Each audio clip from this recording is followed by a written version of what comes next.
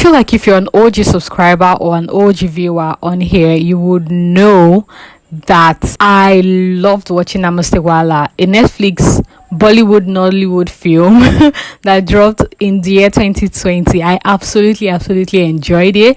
Not like the movie was great and without flaws, but I just loved the idea of Bollywood and Nollywood coming together, and it just really did it for me. And so when I saw that the same director that directed the film was also directing this movie, which turned out to be a series called Postcards, I was like, definitely I'm going to see it. And like, we don't watch trailers on here before watching. I like going into a movie clueless. When it's on Netflix, the synopsis on Netflix doesn't really let you in on so much. In fact, it's usually very far away from the actual movie or the actual series. So the only thing I knew was what the synopsis told me, and I was really good with her. So I was really excited to see this series, and most especially because it had Tobi Bakre in it and Sola Sobowale, RMD. And when they went filming for the series in India, I remember Tobi Bakre posting about it, and I think last year thereabouts. So yeah, I've been on the lookout for the movie, which turned out to be a series again,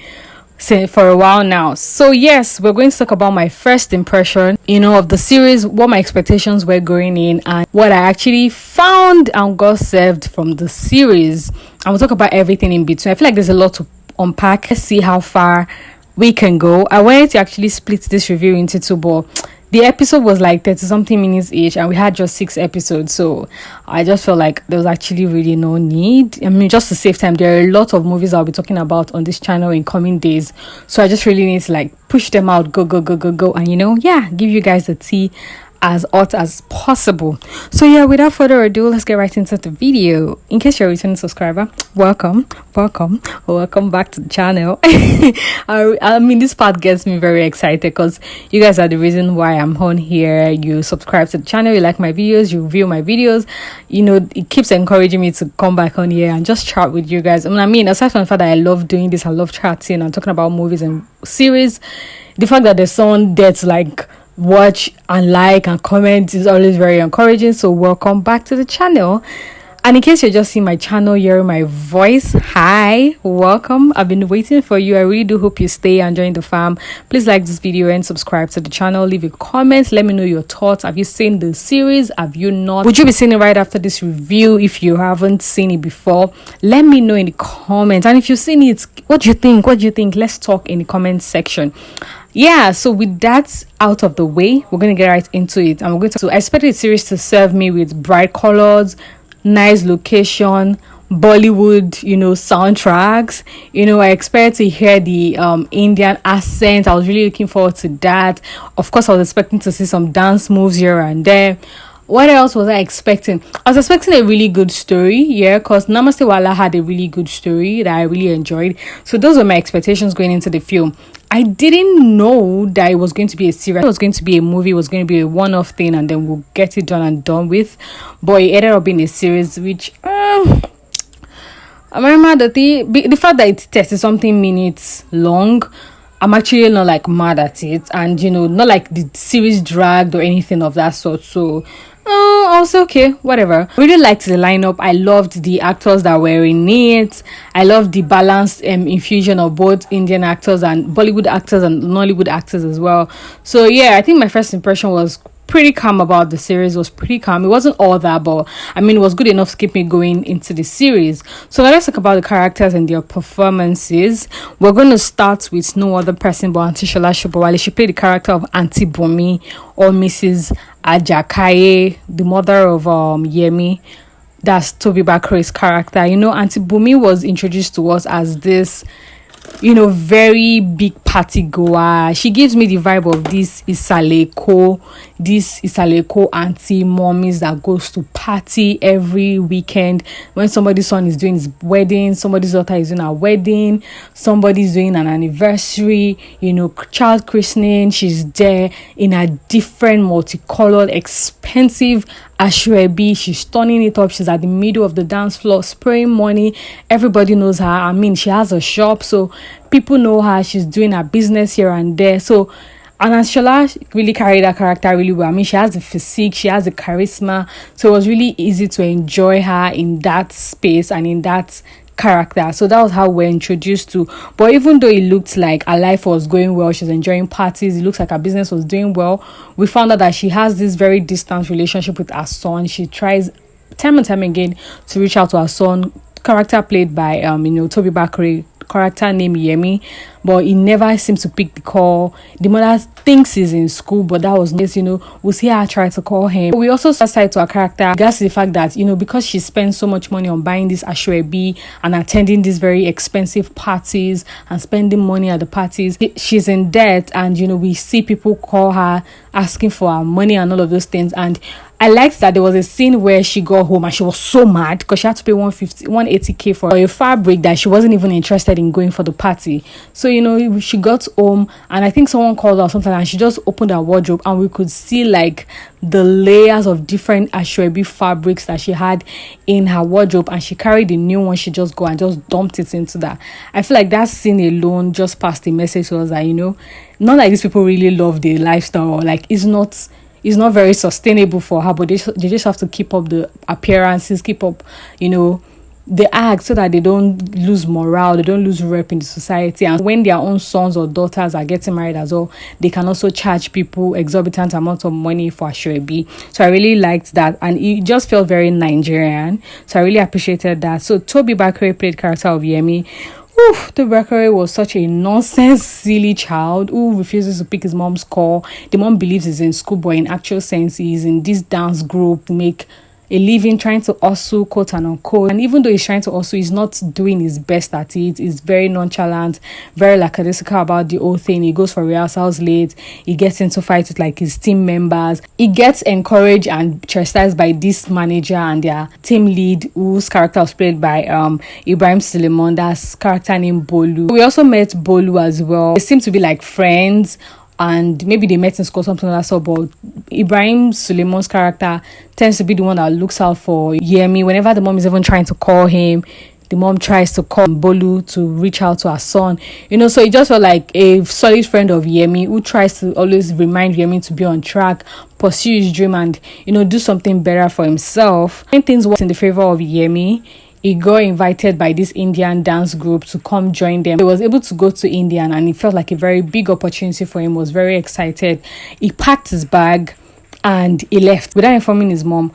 Ordinarily, it would have been a very surprising thing to me, but with things I've seen and heard of late, I'm not going to be shocked to how children just pack up their lives and go to another country or somewhere else with the hopes of finding greener pasture, and they're like, okay, if I make it, I'll come back, I'll plead with my parents, and they will just accept me back. So we also had Zainab and Siddharth. Zainab's character was played by Rahama Sadau. I really love Rahama Sadau. I feel like she has a signature, there's just this aura about her character. There's a way she interprets her character. So I was really excited when I saw her in this series. She played character of Zainab, who is wife to Siddharth, who is an Indian. And we saw that she's been able to, successfully relax into the culture and the traditions of India. She looks like she's comfortable, she's okay. Her husband is so in love with her. She's so in love with her husband, who is a doctor but works multiple shifts. And so we got to see more of their character, or we got an in-depth into their love life and their marriage, when we found out that, prior to them getting married, they've had this agreement that they would not have kids. And with the way things were, it looks like it was Zainab's idea, and Siddharth just took it, maybe because, so she agrees to marry me, or, I don't see the need for kids right now, or ever. I don't think I would ever, but people tend to forget that, people change and all of those things. I know there was this conversation when Auntie Bumi had this illness. She had fibroid and she had to travel to India for operation. And so she met Dr. Sida, and in the typical Nigerian fashion of, oh, how are your children? Oh, you don't have children, don't worry, soon God will bless you with children. You'll be running around your house without even knowing if this person wants a child, without knowing if this person has been trying multiple times and it's not been successful, without knowing if this person is not even interested in having a child or anything. So it was just so Nigerian of Auntie Bumi. So that conversation between Auntie Bumi and Dr. Siddharth started getting Dr. Siddharth very curious about childbearing, and if he wants a child, and he started yielding towards that path of, oh, I actually want a child. I want children in my home. And that came off so wrong to Zainab, and Zainab is like, where is this coming from? We agreed, you're changing, you're betraying me, you're going out of track, this was not the agreement, so that caused like a really serious fraction in their marriage, and it was going to kind of be a big deal for them, but thankfully they were able to manage it, because if not, there was this colleague at Siddharth's work who was interested in Siddharth, and that would have been a great opportunity for her to get into the marriage and cause a very big fraction. But thankfully Siddharth really loves his wife Zainab. That didn't eventually happen. We also had RMD's character called Olumide, brother to Auntie Bumi, but they have this strain in their relationship. Looks like they've not spoken in a long time. It feels like Olumide doesn't even pick Auntie Bumi's calls. He's an older brother to Auntie Bumi, but they don't talk, so he doesn't even know much about Yemi being his nephew, and Uncle Olumide stays in India, but he's this very serious, very stern, very tough, difficult to crack kind of person. Like, his itineraries are just the same, his routine are the same, and he has this friend on the side, which I really love this character, but sadly he has passed on right now, God bless his soul, called Cabral. It was our friend that would always want to bring out the fun side of him, get on his nerves. At the point they even fought like fist fighting and ended up in laughter and all of those things. So I really like that dynamic of friendship that he brought into the story. We also had Isime later on in the series, I think in episode 3 thereabout. There wasn't really much to Isime's character, if I'm being honest. She just played character of this friend of Zainab who came from Nigeria, who has always said she will never travel in like in an aeroplane because she calls it a metal coffin. But eventually she came down to visit Zainab. She came for a while, and she's like in pursuit of this Indian dream man, and she was there to like put Zainab head in check when Zainab was having like a marital issue and all that. But then we didn't really get to meet like the actual Isioma, that was her character's name. We didn't get to know more about her. There was no development on her character, so I didn't really get to meet her character, let's just say. But yeah, that was that. We also had supporting characters like Rooney. Rooney was Yemi's team member when he came to India, and he was a bully. He would get on Yemi's nerve. He saw Yemi as a threat, as a competitor, so he was always trying to get him angry and make fun of him and all of those things. We also had Arti. Arti was also a team member of Yemi's, and she took interest in him. I don't think there was anything romantic there, I don't know, they didn't explore that, but she just made Yemi feel welcome, tried to tell Yemi to calm down whenever Rooney was trying to get him all flared up and all of those things. So I think I've explored all the characters. Yeah, the things I liked about this series, I love the intro, the old party life thing. It was so Nigerian. The colored lights, the ashwebi, the sunglasses, the dance, the live band, everything was just giving a cool man, flashy lifestyle. And even the subtle beef that was happening between the women on the table, it was so Nigerian. So I also love the use of Yoruba and Pidgin, and also like Indian. We saw Zainab's character, even though she's Nigerian, we saw her character speak Indian here and there, and I thought that was very good. That was very fantastic, because according to the story, she's lived in India for 5 years. They've been married for 5 years thereabout. So it just makes sense that she's been able to pick on some of the languages here and there. And the fact that she's married to like a full Indian family and she's been there all her life, it just makes sense that she's able to speak Indian. So I really thought that was really nice. The fact that we got to see like some traits of Nigerians in the aspect of them giving unsolicited advice to people when it comes to like, childbirth, childbearing, waiting on God, pregnancies and all that. We saw Auntie Bumi do that. It wasn't really what Dr. Siddharth wanted, but that caused like a shift in his thought process and everything. So I really liked that. Also the jackpot syndrome, Yemi was very persistent on traveling out, looking for greener pasture, and eventually got that. And when he got there, he was even chatting with one Indian guy, and the Indian guy mentioned that he has friends that will give up anything to travel abroad. And he just tells you that the jackpot syndrome is in all the countries. People want to migrate, people want to move to better places, they want to look for better opportunities and all that. So it's actually not like a Nigerian thing. It might just be more prominent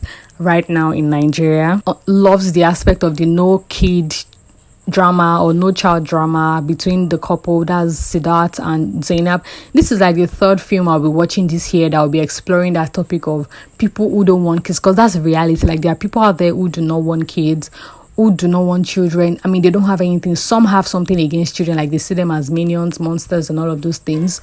But there are some people that they don't have anything against children. I mean, they are the best uncles, best aunties, like we saw in the case of this couple, but they just don't want, kids for themselves. They said that the best thing about being an uncle and aunt is that you get to give back your niece or nephew when you can no longer handle them. So some people don't actually want kids, and we've seen this with the movie Not the Plan. I reviewed it on my channel. It's right on here.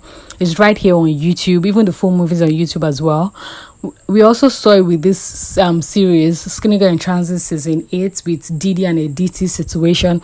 So I'm glad that more movies are talking about it, and it would stir up more conversations. I mean, couples or intending couples will, try to make sure that this is a very vital conversation. I mean, even though these people tend to have this conversation and they lie to themselves that they are okay because one party is saying they don't want a child, they don't want kids, they feel like, okay, they can actually manage for the rest of their life. And then 5 years down the line, they are feeling feverish, they are feeling the baby fever, they want a child and all of those things. And most times, people that actually say they don't want kids, that decision usually stem up from childhood trauma, childhood experiences. So I feel like it's a very good topic that they actually explored, and I wish they had fleshed it out more. But I guess because it's a series and it's limited, they didn't have time to explore it properly. But I liked that it was a part of this series. I also love the idea. I mean, with Namaste Wahala, the whole interracial marriages and all that, we saw that play out between Zainab and Siddharth, and unfortunately it couldn't happen between Rekha and Olumide's character. We saw how that ended. If you've not seen the series, go check it out. So I really like that, between Olumide and Rekha, that didn't happen because of that time and the belief and the opinions that a lot of people had in those times. But now time has changed. In the time of Zainab and Siddharth, interracial marriages are being welcomed. People are traveling outside their race, outside their religion, outside their tradition to get married to other people. In a nutshell, this movie talks about family, pain, trauma, relationship, and all that. And I think this series is actually good. Even though this series didn't come at me with a crazy punch, it didn't come like a really powerful series. I'm like, oh, really deep. I mean, the things I explored are things that we've seen in series and all our movies. It didn't pack a punch to me, if I'm being honest. But I think it's like an okay film. You can watch with family, you can see with friends, you can watch over family gatherings and all that. We got the dancing in this series. What is a Bollywood-Nollywood? What's a Bollywood series without the dancing? So yeah, I think I would rate this series. I mean, we got colors, nice outfits, good locations, good music as well. The cinematography was really good as well, and the set design as well. The set design was so good. They did really well with the set design. I was about to rate the movie now, or the series now, so I remembered all of those things. What do we rate the series? I'm torn between a 3.5 and a 4. A 3.5 and a 4. I'm torn between that ratings, but I think I'll give it a 4/5. Yeah, I think I'll give it a 4/5. Let me know if you'll be rating the series. Let me know what you'll be rating it as. I think it's a series I can just watch if I'm just bored. I just want to watch a particular scene. I mean, there were a lot of funny scenes with Tobi Bakre lying about NIN and BVN and telling lots of lies. Even Auntie Bomi, she had some very funny scenes with her gestures. Even Olumide as well. So I think I can go back to the series because of those things. But overall, I'll be rating the series a 4/5. Let me know what you'll be rating it in the comment section. Was it what you were expecting? Let's talk in the comment section. I'll love to see my next review. Until then, make sure to remain happy because you owe it to yourself. Bye guys.